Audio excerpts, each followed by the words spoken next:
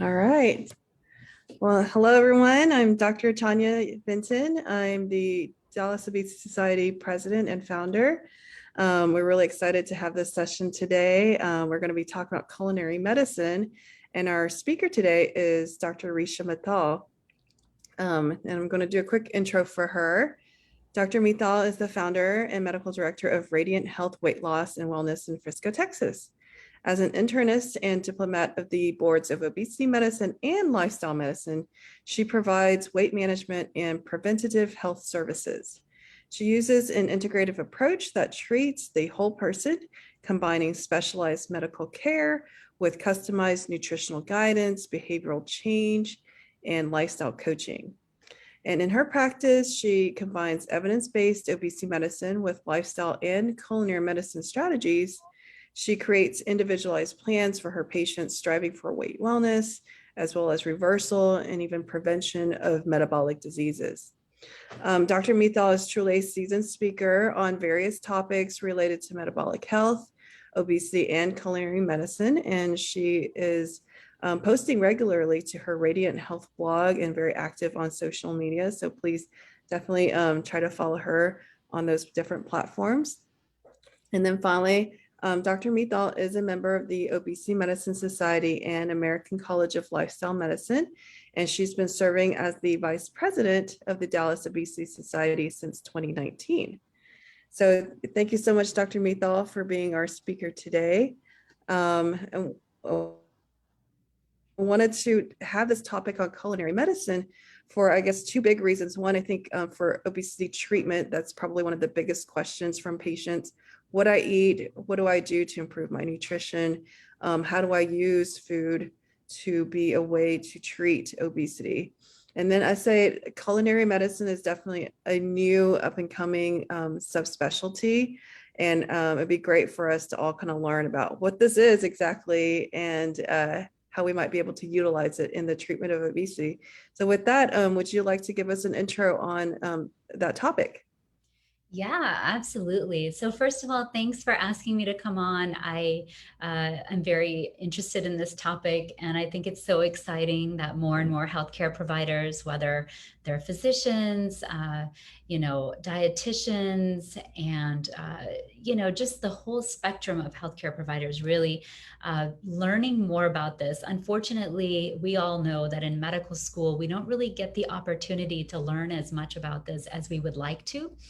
And definitely, I think that's changing. But for those of us who are interested, there's a lot of resources out there. And the number one thing about culinary medicine is that it's evidence-based. So, of course, in the field of medicine in general, there's a lot of stuff when it comes to nutrition and lifestyle and weight management that's not very necessarily evidence-based. So I think that's important to differentiate where our sources are coming from in terms of that information that we're going to learn and then pass on to our patients. The American College of Lifestyle Medicine, as well as the Culinary Medicine. I'm going to link the program link exactly because I always forget the full name. It's CCMS is the certification, which is a culinary medicine specialist, which I haven't done yet. But those two resources are great. The Institute of Lifestyle Medicine from the Harvard School of Public Health is the program that I've been doing. And those are both really great. And all three of those are really great resources for people who are interested. But basically, the field of culinary medicine is basically connecting the dots between maybe what our nutrition or dietitian specialist may be telling a patient, but linking that to a disease-specific state and then giving people the practical tools on how to make that happen. And that's the intersection where we might be collaborating with chefs, with other people in that space, whether they're nutritionists or trainers, but physicians can also take a role in that. So, many of us are interested in that type of thing, and we're cooking for ourselves, for our own families. And if we can kind of arm ourselves with the practical side of how we translate, for example, when we're telling our patient, you should be getting more fiber in your diet. Well, how do we take how they're eating now, give them the tools on how to maybe learn how to cook beans or lentils, or how to learn how to prepare certain vegetables that maybe a person in their background wasn't aware of. And one of the goals around culinary medicine is to be able to enjoy and celebrate your food, and being able to use a person's cultural background and taking that into account, so that they're able to achieve lifestyle changes and nutrition changes, but also honoring what their specific taste palette is, or maybe the foods that they enjoy, and being able to kind of reformulate them so that they're able to still enjoy the food and flavors, but also eat for the health goals that they have for themselves. That sounds really awesome. So if you have a patient, which I think this is probably a pretty common scenario, who tells you that they really have no background in cooking, most of what they eat on a regular basis might be more takeout or fast food, and they do want to incorporate some vegetables into their diet, become more plant-based, because that's definitely been something that, more and more evidence has come out for good health in general, good nutrition. How would you counsel a patient with that kind of background, with that kind of palate, on where to start? What are some easy go-to recipes? So number one, definitely the focus on what to add. People always expect they're going to come in and you're going to tell them to stop everything. But that isn't really a very friendly or sustainable approach. So number one, I would tell that patient, hey, let's get some easy things that you can get on your grocery list that you're able to afford and pick up. So taking into account a person's socioeconomic background and what their abilities might be in terms of being able to secure the food, because we know that food insecurity is also a very real issue. So things like frozen vegetables that a person could perhaps saute or roast on a pan, using the tools that they have available to them in their home. They have a stove, do they have an oven? And really just saying, hey, you know what? For dinner every day, let's try to add a cup full of these vegetables that you're going to be able to just throw on a pan and put in the oven for yourself. Or we can also talk about easy recipes. And when we talk about recipes, I don't usually start with sharing a recipe. I try to actually first assess what their comfort level is. And so you brought up the point of this patient maybe not being very comfortable, but they may have certain things that they're comfortable with. Like maybe they know how to operate an oven, or maybe they know how to toast something. And so actually I do a assessment, which is from the chef coach training program from the Institute of Lifestyle Medicine, that is a tool to help assess where your patient is in terms of their comfort level. So then you're able to tailor the advice a little bit better. But starting with things like buying pre-cut veggies, or maybe even buying fruit that you don't even have to prepare, so that there's less barriers to that. And there's less intimidation factor in terms of getting those fruits and veggies on their plate. Obviously, these days, there's tons of options in terms of canned foods. So can we have canned beans put on their grocery list, or canned chickpeas? And, of course, maybe guiding them on rinsing them off if there's been salt added. And those can be a nice addition to a salad. Or if a person is used to eating more meat-based dishes, taco night could be partially meat and partially beans. And so meeting people where they are, and incremental additions, and then crowding things out, is the way that I approach that. I think those are some excellent tips, especially kind of approaching that with, instead of exclusions, let's look at inclusions, because naturally then we'll be able to swap some things out, and that really increases the nutrition level overall. That's awesome. So given that, what do you think would be a great suggestion for physicians and other healthcare providers? What would you say would be a great way for them to start incorporating some dietary recommendations and lifestyle changes for their patients? They may not have a lot of necessarily familiarity with nutrition themselves, how would you recommend starting to have that conversation with patients?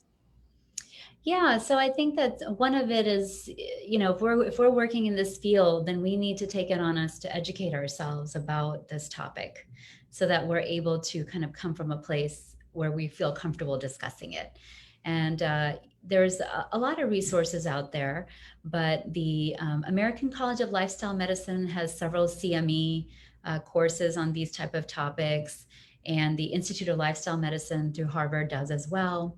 The culinary program that originally started at Tulane that I was going to reference down, I just can't remember the exact name of it, but I will share that in the comments. They all have resources on with handouts as well as CME that you can do to kind of better introduce yourself to these topics. The Mediterranean diet is, kind of the lifestyle diet that is, I think, very sustainable in terms of its attributes. It's very inclusive of all dietary plans. It's not vegan, it's not vegetarian, it's not carnivore. It's basically plant forward, which is what we're trying to help our patients achieve.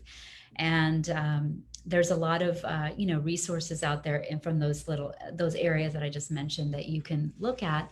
And I would say that in terms of how to approach it is first assess where your patient is and their readiness to make changes, get a better assessment of what they eat. So perhaps having them have a 24-hour or even a 7-day, if they're able to, provide you with a dietary record of what they're typically doing, and then start with incremental changes like we're talking about.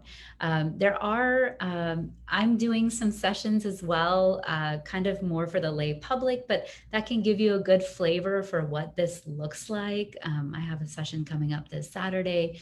And, if there's enough interest, I've actually thought about doing some sessions for other healthcare providers so that we can kind of learn from each other and learn how to approach these topics. Yeah, could you tell us a little bit more about your session on Saturday and what you're going to be covering? And also for the cooking novices out there, are they going to be able to join, and is this going to be something that they can also get benefit from? Yeah, it's definitely not gourmet cooking. As a busy physician woman cook in my home, I'm all about efficiency, and we'll be using a food processor, an oven, and a stove. So typically those are all things that are pretty easily accessible for most people.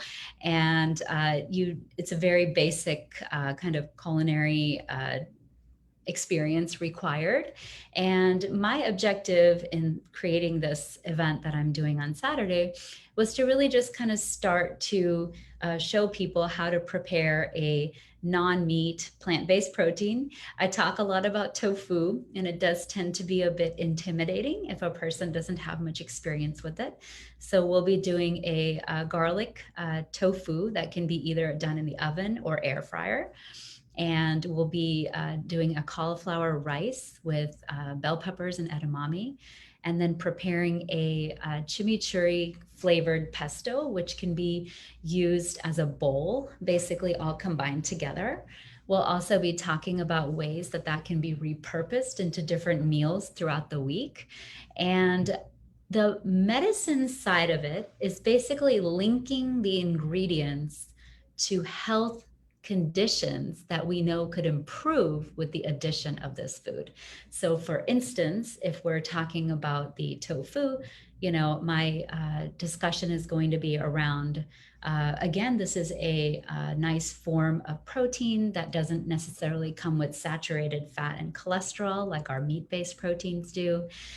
We will also discuss some of the myths around soy foods that are out there in terms of their safety. We'll talk about some of the health benefits in terms of incorporating more soy foods in the diet. For example, there are small studies when it comes to perimenopause and menopause and the vasomotor symptoms, and that whole soy foods, not necessarily isoflavone supplements, can be helpful in relieving some of those symptoms.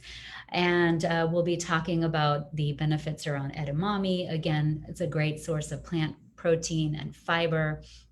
And how to just incorporate them into the food. Again, kind of creating that balanced approach to the plate. So I think the only thing that I had missing on this plate was a whole grain, but otherwise I had everything else pretty covered. And so I will be talking about how, one could add some whole grains to this dish as well.